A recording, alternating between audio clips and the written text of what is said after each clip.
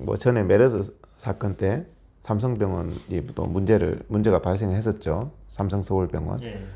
삼성서울병원이나 아산병원이나 서울대학병원이 병원 영업정지 받았다는 얘기 들어보셨어요?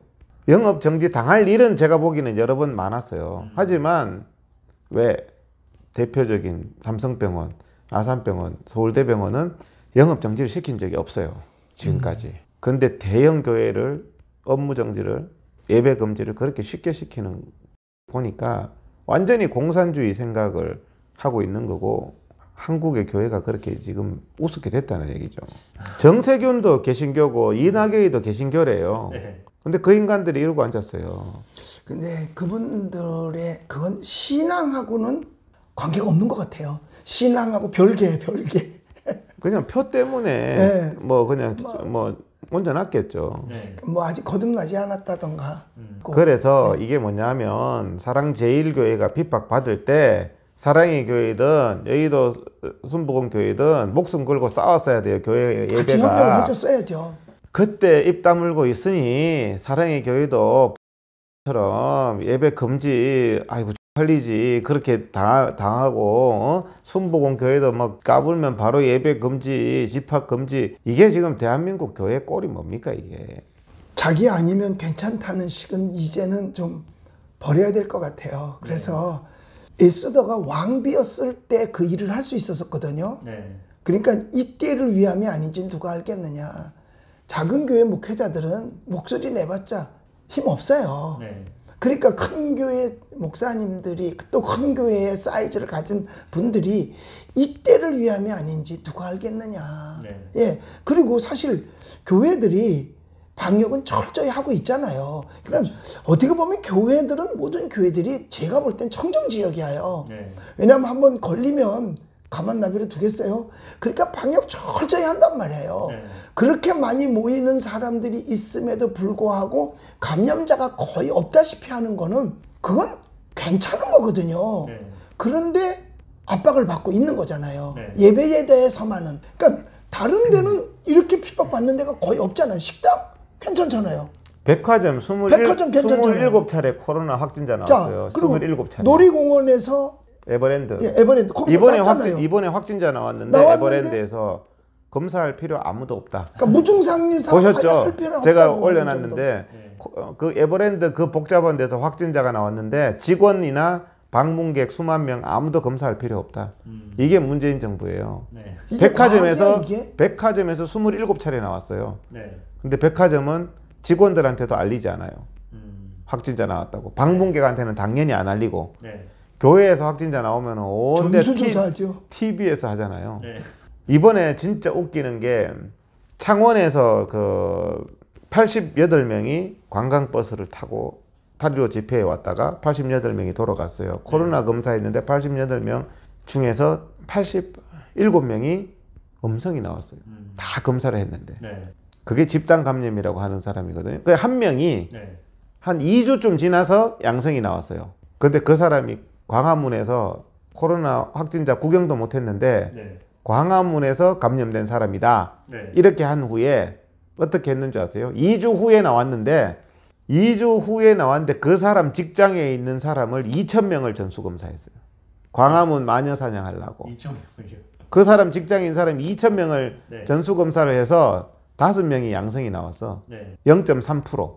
그런데 그 5명이 네. 8.15 집회발로 분류했어요. 그것마저도. 그거를 이게 이해가 되세요? 5명은 안 간 사람들인데 집회. 가지도 않았고 그 사람 자기 직장에 다니는 사람이 광화문 집회에 간 적이 있다는 이유로 2,000명이 강제 검사를 당한 거예요. 0.3%면은 평균적으로 나오는 수치보다 굉장히 낮은 거죠. 낮죠. 근데 3분의 1 그거를 밖에 집단 감염이라고 그 사람에 대해서 구속영장을 신청해서 내가 구속영장에서 그걸 읽었어요. 네. 그걸 말이라고 적어놨더라고. 구속영장을. 구속영장을 사람을 네. 여성분을. 그런데 그 국민의힘당의 국회의원 그분이 8월 16일부터 20일까지 박대출? 네, 박대출 의원이 네. 8월 16일부터 8월 20일까지는 광화문발 확진자가 한 명도 없다고 그가 얘기했잖아요, 국회에서. 8월 제가 여러 차례 말씀드렸는데 8월 달에 재확산이 일어난 날짜가 8월 14일입니다. 아, 그러면 뭐 광화문하고 전혀 상관이 없는 8월 거잖아요. 15일 날 어떻게 8월 14일 날 재확산이 일어나요? 타임머신 탔나요? 거꾸로 돌아갔네, 그러면. 거짓말을 하고 있는 거죠, 사람이. 홀리홀리님이 놀이공원 가서 예배를 드립시다. 뭐 이런 글을 올려주시네요. 집에서 그런데요, 예배 드리잖아요. 그 중요한 얘기인데 네. 놀이공원에서 예배 드리면 처벌받아요. 농담이 아니고. 네. 왜 그래서 그러세요? 네. 오. 놀이공원에서 예배는 안 돼요. 예배는 네. 또 금지라고. 그래서 네. 그 대전에서 실제로 고발당했잖아요. 교인들이 자 우리 가서 카페에 가서 모임하자. 네. 교회 모임이라고 고발했다는 거 아니에요. 아무리- 맞아, 나 봤어요. 그거. 제가 그죠? 네. 그래서 네. 근데 교회 모임이냐? 우리 그냥 교인일 뿐이고 교회 모임 아니? 성경책 폈냐? 이런 걸 조사하고 있어요. 성경책 폈냐 안 폈냐까지. 예배 그럼 드렸냐? 이건- 기도했냐?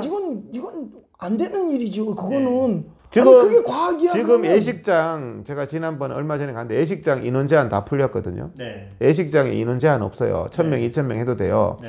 그럼 기독교인들은 어떻게 합니까? 기독교식 예배 드리잖아요. 네. 그거는 걸리죠. 그게 예식장에서 그런 불교식으로 해야 돼.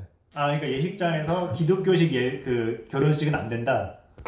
예배잖아요. 아, 그것도 예배는 안 되지. 그러니까 그 전까지는 아무리 안전하던 공간도 예배를 드리는 순간 위험해지. 위험한 공간으로 바뀐다. 뭐 이런 예배 행위라는 게 저는 뭔지는 모르겠는데 예배 행위라는 게 아주 뭐 이상한 행동을 하나 봐. 예배 행위라는 게 뭐 예배가 아니, 뭐 이상해요. 이런 미신이 어딨어.